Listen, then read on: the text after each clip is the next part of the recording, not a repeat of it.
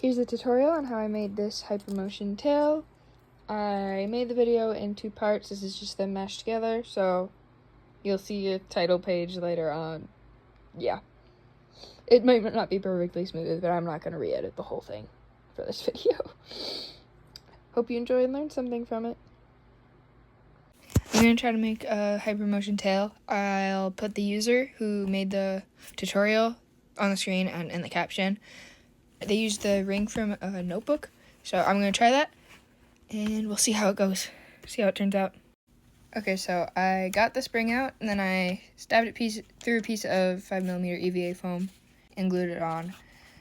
Now I'm going to put a strip above and below so that my belt could fit in the middle. And then I'm going to make a channel out of some scrap fabrics.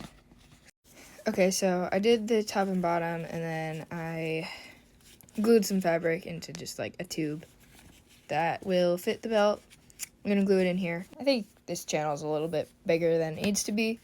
It'll be fine though. Next, I'm gonna take another piece about the same size and glue it on this side, and then I'm gonna cut it to shape. To cut it to the shape I want, I'm just gonna use this rubber thing from the bottom of my water bottle for a template, and then I'm gonna trace it with a paint pen because I feel like that's one of the easiest things to use to draw an EVA foam. Alright, I have the base done now. I think it's got good wags. Belt that goes through fine. At some point I might cover this whole base in fabric, but when you actually have a sleeve on it, you're not really gonna be able to see it anyway. So, who knows. And then I'm gonna put the making of the sleeve in part 2 because I don't have any fur with me right now. If you don't want to wait for that, I'm just going to try to explain how it works.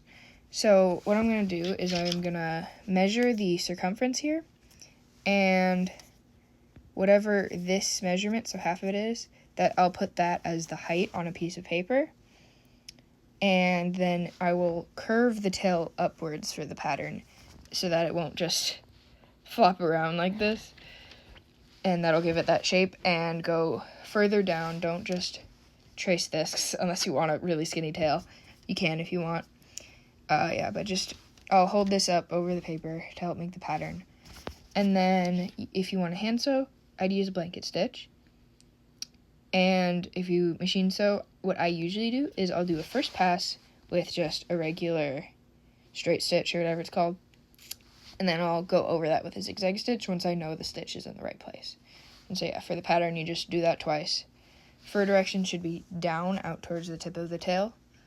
And then to attach it, I'm gonna take a piece of elastic and make a loop so that I can slide it over this.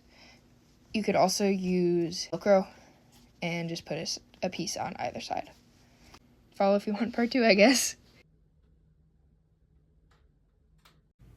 Here's part 2, making a Hypermotion tail out of a notebook spiral.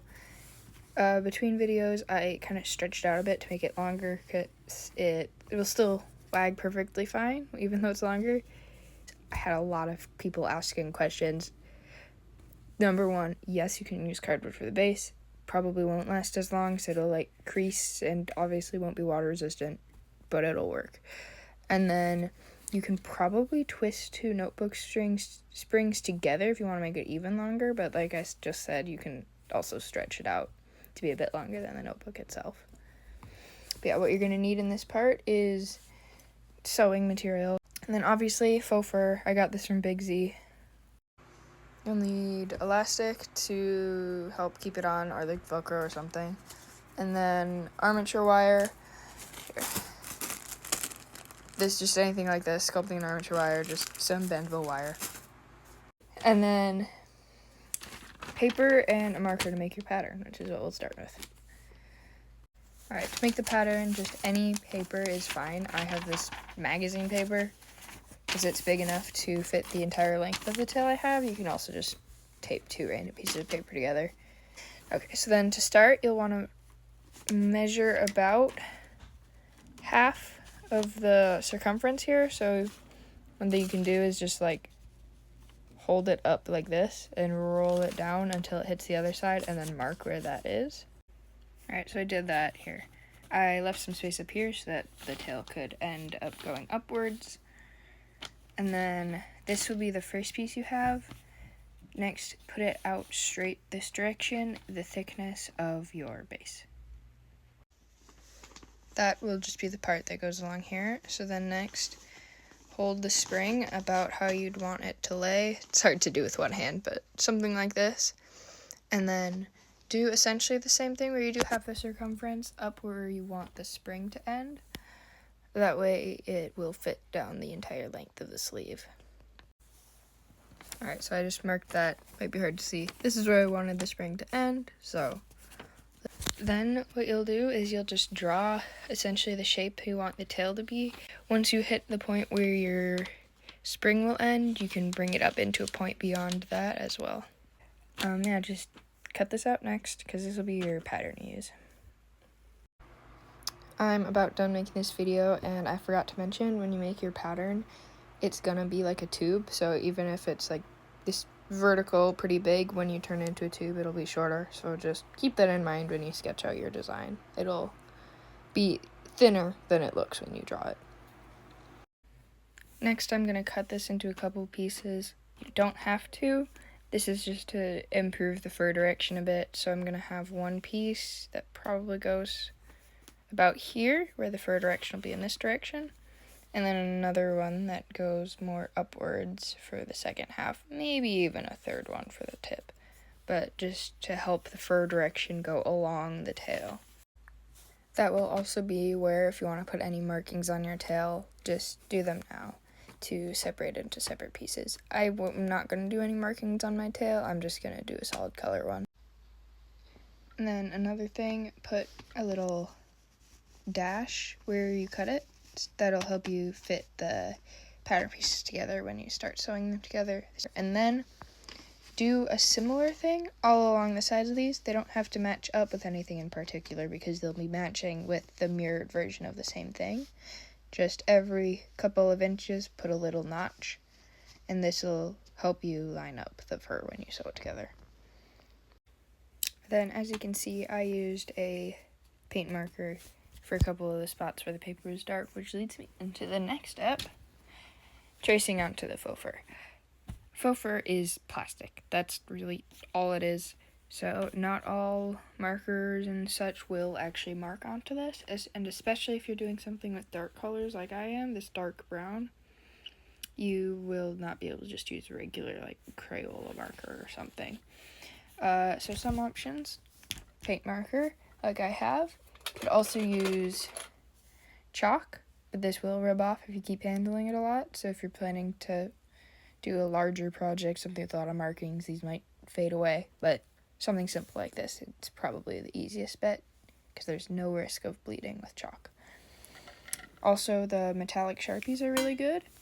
But yeah, so when you trace it on, put it down, leave a little bit. If you're hand sewing, just leave a couple millimeters of extra space for seam allowance. If you're machine sewing, I usually leave like a ½ inch, and then I'll cut it down later after the first initial straight stitch, so it's less bulky of a seam.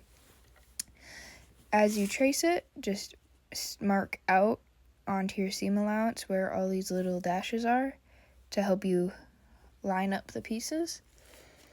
And if you have a lot of pieces, I don't really need it because it's just 3 pieces and they're vastly different. If you have a lot of pieces, you might want to label them, and then make sure you label it on here as well to make sure you know what everything's doing. And then, really important tip, make sure you get the fur direction right. Best tip for me is just draw it on the paper on both sides. Since you have to flip it to transfer onto here, make sure the fur direction still stays going down the tail. I feel like that's where I get the most mistakes, is flipping it and I'm just looking for a place where it fits nicely instead of paying attention to fur direction. Alright, I've got all the pieces traced out now. Next, I'm going to cut it out with an X-Acto knife or box cutter, anything like that will work, to make sure you only cut the backing and not the hairs themselves like this here where it gets that blunt edge. If you only have scissors, you just do lots of little snips to make sure you don't cut the fur and only cut the backing. Alright, next, to sew it together, you will be doing a blanket stitch if you're hand sewing it. So obviously thread a needle. And then I'm not exactly sure how to film this, but start by putting it in through the back and coming out to the front. And then go back through the back again. I'm just going to do that very loosely here. But then instead of just pulling it through, bring it through the loop of thread that you created there and make sort of a knot. So then you can see this is a later stitch. Pull it through that loop and it kind of gets caught like that. It's really hard to film this and do it at the same time, and then it's hard to see because the thread matches, but it makes like a line along the top, and this just sort of helps it to not unravel as much and also sort of contains these raw edges a little bit. Doesn't matter that much for a tail, but if you were to do like a bodysuit or something, it'd help make it just a little bit more comfortable without a lining. Alright, so I essentially finished it off camera. I didn't feel like recording, but I'll just go over everything, so I'm not sure you need to watch me do everything. So, first I added these belt holes, so essentially you can just loosely trace wherever this opening is. It doesn't have to be perfect. And then I sewed on some elastic here, just with another blanket stitch, to help keep this from like coming off the edge like this, which is what it was doing with just the belt loops, because it won't fall off with the belt through it. It just helps keep it neater. And then I just turn it inside out so I can show you what I did on the inside. I took the armature wire and made loops around a few different spots. I sewed a bunch of stitches up top to actually secure it, and then I did just quick knots in the 3 points here to prevent it from like twisting sideways within it. And this is just because I was noticing it would like fold like this kind of, but sideways, and so it would just, I can try to kind of get it to it with how it is now, but it would just kind of lay sideways instead of straight, and so this mostly fixed that. And then because it's just a few circles, it doesn't prevent it from wagging or anything. Alright, so this is what it looks like on. Plenty of wag. It does like still flop some. I'm not sure what the best way would be to avoid that. I'm gonna keep experimenting with methods. If I find a method for a tail I really like, I will make another video for that. But yeah, nice cheap way to make a tail with materials you either have at home or can get really easy.